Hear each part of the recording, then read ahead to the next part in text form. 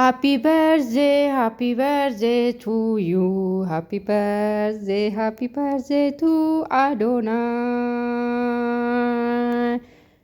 እንኳን ተወለድክ አዶናይ እንኳን ተወለድክ happy birthday to you. Say all of you happy birthday for Adonai. Okay, you have to write on comment. You understand? Hello everybody, my family. How are you? I am fine.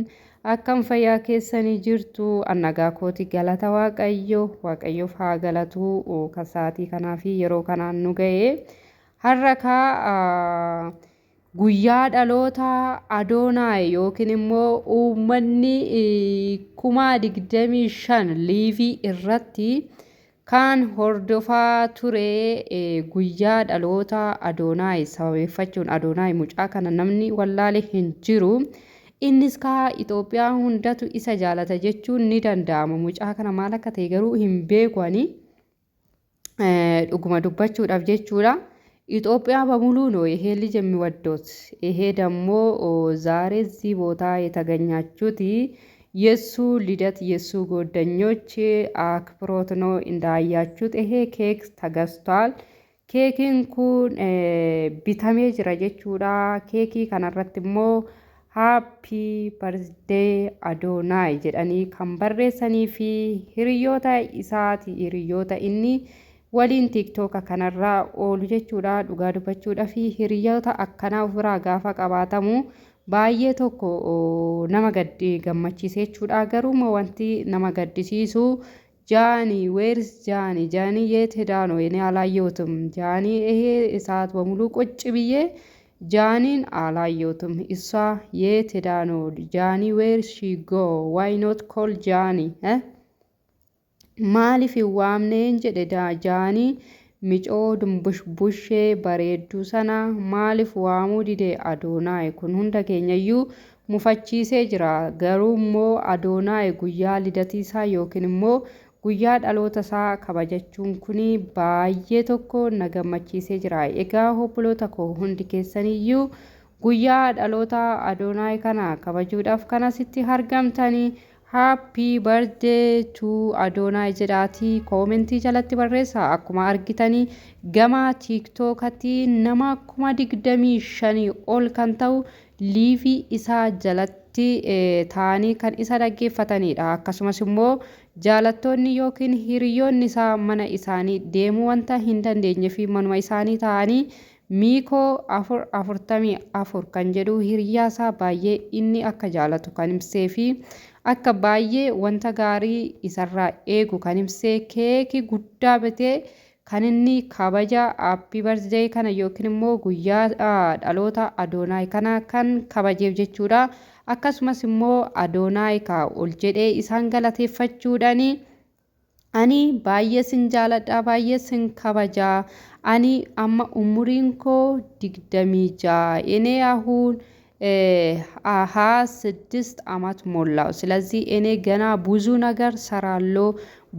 ነገር ሰራለሁ ብዬ ተስፋ አረጋለሁ። ስለዚህ ሁላችሁም በጣም አመሰግናለሁ፣ በጣም ደስ ብሎኛል ብሎ ነው የሱ ሀሳብ የሰጠው ማለት ነው። ስለዚህ ሁላችሁም ሃፒ በርዝዴይ jedhaati koomentii jalatti Adoonaayidhaaf barreessaa isiniin jedha. Egaa obboloota koo innis wanta baay'ee nama gammachiisu jechuudha. Guddina ani kanan barbaadu guddina kophaa kootii osoo hin taane ani qixxaa yoona nyaadhe qixxaan afaana nyaattanii እኔ እንጀራ ከበላው እንጀራ እኔ ጋራ አብረን በልተን ነው እንጂ እኔ ብቻ አድጋለሁ ብዬ የሚሮጥ ሰው አይደለም። እኔ ሁሉም ኢትዮጵያዊ ይዤ ማደግ ፈልጋለሁ። ኢትዮጵያም ደግሞ በኋላ እንደ ውጭ ሀገር ትሆናለች። ኢትዮጵያን ቦሩ ኢሼን አራ bu'aa hedduu dabarsaa jirtu kuni akka biyyoota Arabaa akka Ameerikaa taati jedheeti kaakanii Adoonaay dubbate jechuudha.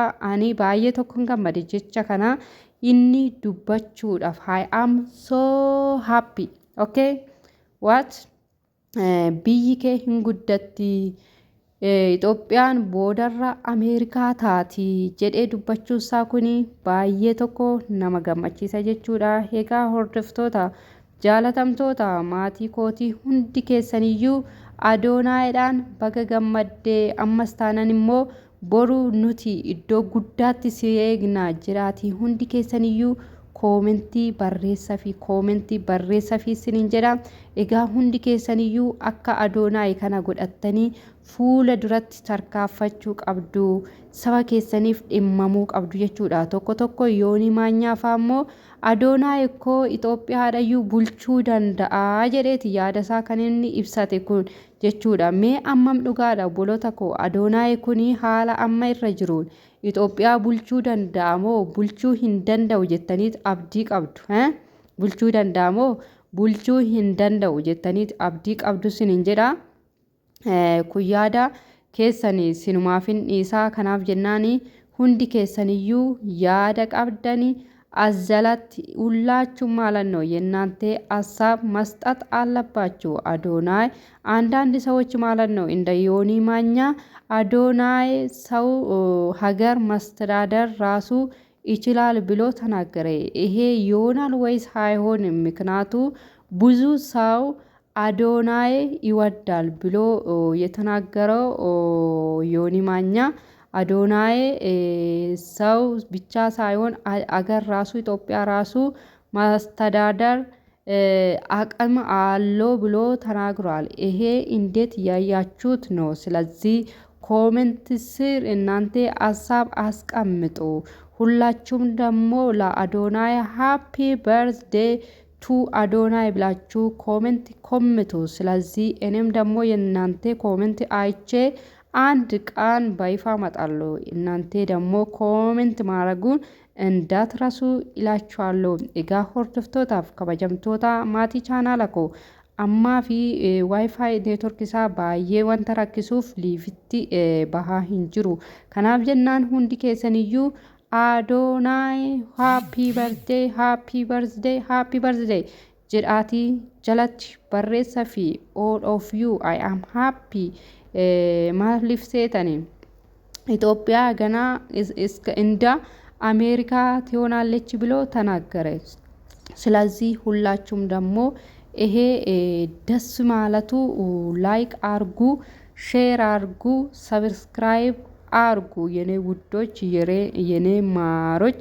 ግን እኔ የምላችሁ ለምን ላይክ አታረጉ? ምን ነው እጃችሁ የሉም ወይስ የለም? እጅ የላችሁም እናንተ? ሶ you have to like so I will not talk more so like this video. Thank you for all.